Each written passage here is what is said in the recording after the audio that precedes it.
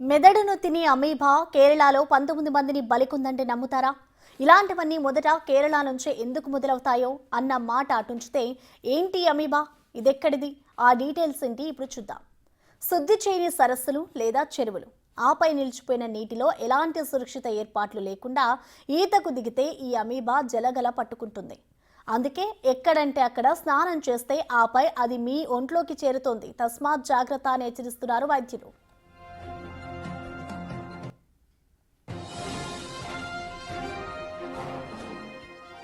ఈ అమీబాపై కేరళ ఆరోగ్య శాఖ అధికారులు హై అలర్ట్ ప్రకటించారు.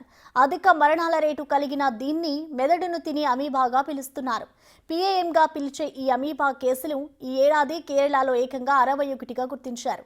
వీటిలో 19 మరణాలు సంభవించడంతో ఒక్కొక్కరు దీని పేరెత్తితేనే హడలిపోతున్నారు. ప్రస్తుతం కేరళలో ఇదొక సవాలుగా మారిందని అంటారు ఆ రాష్ట్ర ఆరోగ్య శాఖ మంత్రి వీణా జార్జ్.